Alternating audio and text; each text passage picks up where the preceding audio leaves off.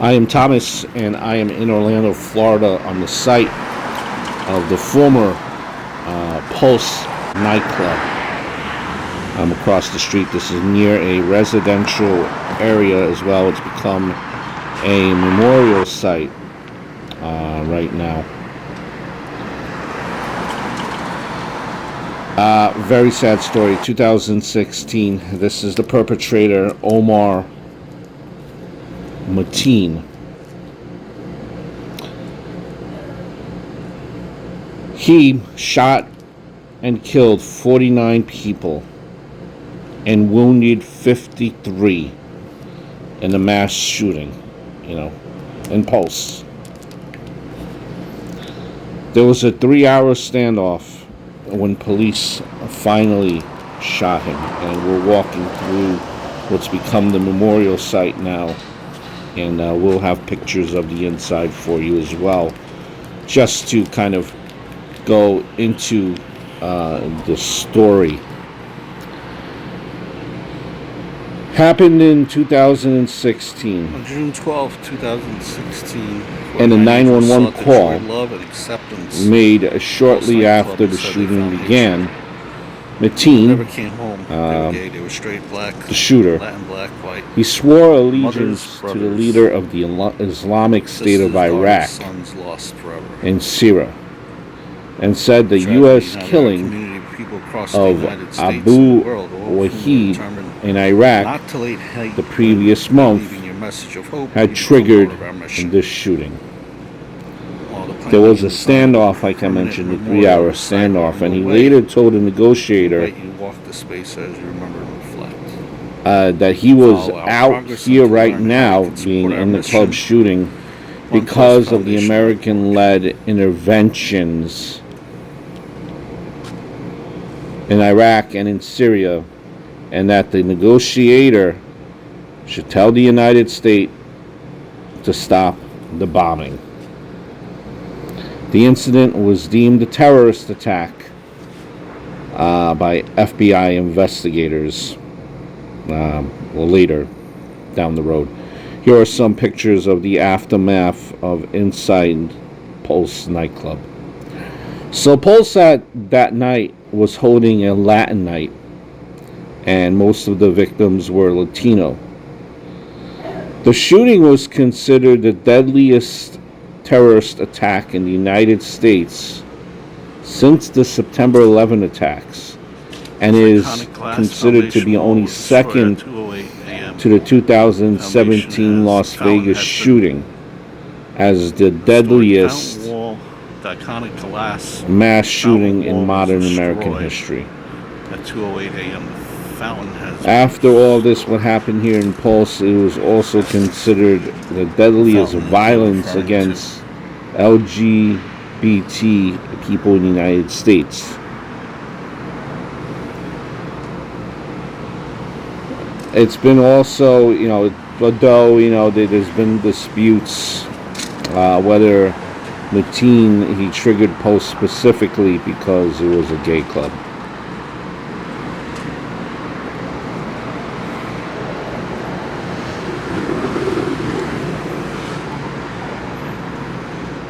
At the time of the shooting, there were about 320 people that were still inside the club. They were, at that point, they were serving last call drinks at around 2 a.m. At around this time, Mateen, he was said to have arrived at the club. He went there via a rental van, which he parked in the parking lot of a neighboring car shop. So if you ever go to this scene here, this nightclub is, kind of it's like a mix of industrial and residential. Right down the block there are residential buildings of this nightclub. So he parked his van, he got out, he walked toward the building, and carried with him a semi-automatic rifle and a semi-automatic pistol. He was wearing a green, blue, and white plaided dress shirt and a white t-shirt underneath, tan cargo pants. It is around 2:02 a.m. right now when Mateen, he bypassed a officer, a uniformed off-duty Orlando Police Department officer who's working extra duty as a security guard. So you went past him, entered the building through its southern entrance, and that's when he began shooting the patrons.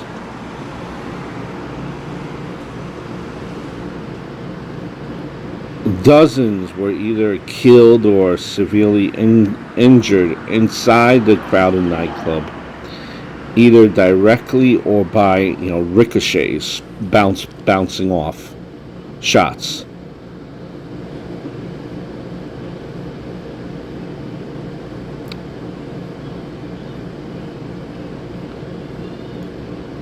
Additional officers, though, arrived at the nightclub as quick as 2:04, 2 minutes after everything started going.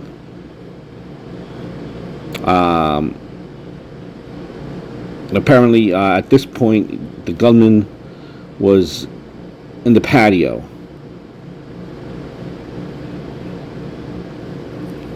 So it was two officers and the undercover officer. So three officers are initially, right off the bat, so to speak, very quickly. And they were firing at the perpetrator. The perpetrator then kind of apparently retreated farther into the nightclub, and he began a hostage situation in one of the bathrooms. In less than 5 minutes, the perpetrator, Mateen, had apparently fired 200 rounds, and he had only paused to reload. During the shooting, some of the people trapped inside the club sought help they were starting to calling or sending text messages to friends and relatives. Apparently, it was thought that some of them initially thought that the gunshots were more like firecrackers or part of the music. Didn't know what was going on. One of the individuals by the name of Imran, who is a discharged Marine veteran working as a nightclub bouncer, immediately he recognized the shots. He recognized the sounds as gunfire. He described it as high caliber, and he jumped over a locked door behind which dozens of people were hidden and paralyzed by fear. He then opened a latch door behind them, and he allowed approximately 70 people to escape. A hero. Many people were describing a scene of panic in there. Confusion, obviously, caused by loud music and darkness.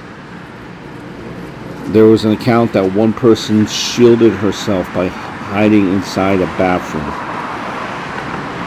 and covering herself with bodies. A bartender said she took cover beneath the glass bar. At least one patron tried to help those who were hit. According to a man that was trapped inside the bathroom as well, with 15 other patrons, the perpetrator fired 16 times into the bathroom. Through the closed door, he killed at least 2 people there, as you could see in the bathroom, and wounded several others. One of the hostages said that accounted, or later told police, that the perpetrator entered a bathroom in the nightclub's northwest side and opened fire on the people hiding there, wounding several. The hostage had taken cover inside a store with others was injured by 2 bullets and struck by flying pieces of wall, hit by stray bullets. Shortly after entering the women's restroom, the perpetrator's rifle jammed. He then discarded a rifle and switched to his Glock 17 pistol. 2 survivors, they said, that Mateen said, "I don't have a problem with black people," and that he wouldn't stop his assault until America stopped bombing his country.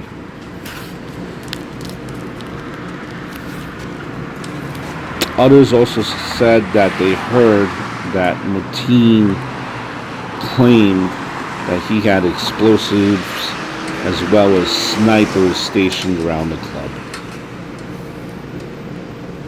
So at that time, the patrons that were trapped inside, they called or texted 911 to warn of the possible presence of explosives, obviously all a ploy by this sick person to continue to create carnage.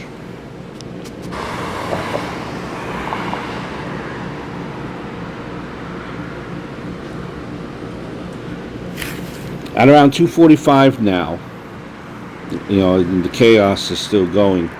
The perpetrator, he called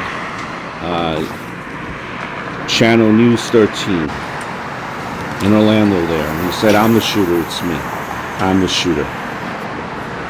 He then said that he was carrying out the shooting on behalf of ISIS and began speaking rapidly in Arabic. He said that the shooting was triggered by U.S.-led bombing strike in Iraq that killed Abu Wahib, who was an ISIS military commander in May 6. There was negotiations, a crisis negotiator, as he began a hostage situation there. And officers initially believed that he was armed with a suspicious device that posed a threat, but it was later revealed to be a battery that fell out of an exit sign or a smoke detector. Now, been reported that the police hostage negotiators, they had spoke with the perpetrator and the team by telephone 3 times between 2:48 a.m. and 3:27 a.m. He claimed that during one of those calls that he had bombs strapped to his body. He also claimed that he had a vehicle in the parking lot with enough explosives to take out city blocks. At 3:58, the Orlando Police Department publicly announced the shooting and confirmed multiple injuries. At 4:21 a.m., 8 of the hostages escaped after police had removed an air conditioning unit from an exterior wall. At approximately then 4:29 a.m., the perpetrator Mateen told negotiators that he had planned to strap explosive vests similar to those used in the 2015 Paris attacks to 4 hostages, strategically place them in different corners of the buildings and detonate them in 15 minutes. At that point is when the Orlando Police Department, they decided to end negotiations and prepare to blow their way in, force their way in.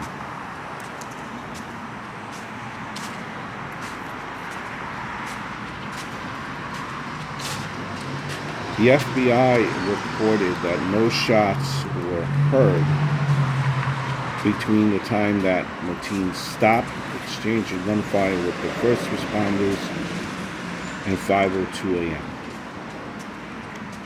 when Orlando police began breaching the building's wall.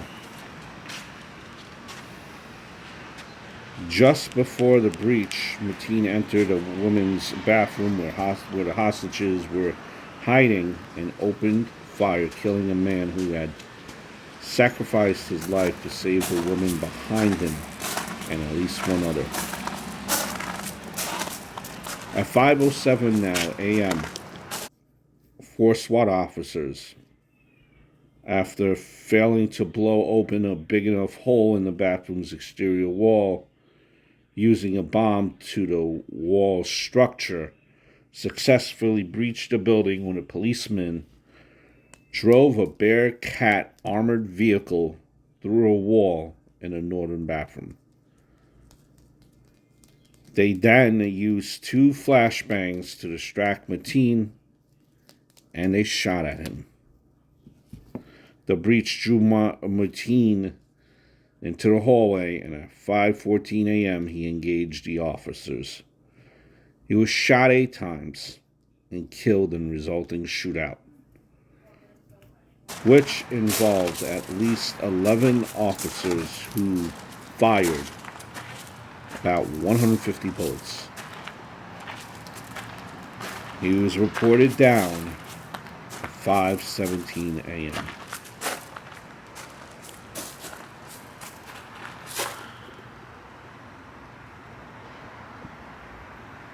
"49 people died in the incident, plus Mateen, and another 58 were injured. 53 by gunfire and 5 by other causes. Some survivors were critically injured. 39 fatalities dead at the scene, and 11 at local hospitals. Of the 38 to die at the scene, 20 died on the stage area and dance floor, 9 in the Nightclub's northern bathroom, 4 in the southern bathroom, 3 on the stage, 1 at the front lobby, and 1 out on a patio.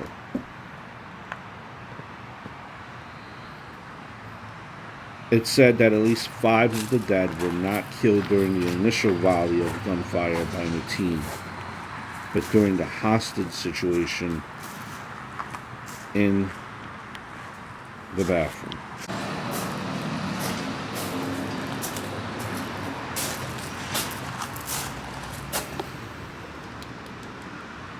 A very sad story. And, just here's the memorial, obviously. I don't know what will become of the site. But right now, it is a memorial.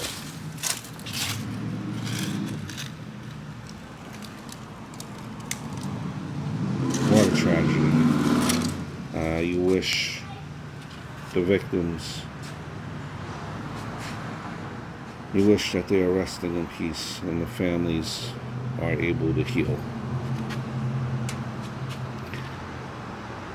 I will attach, there's some more video that I have of the nightclub, but I leave you now.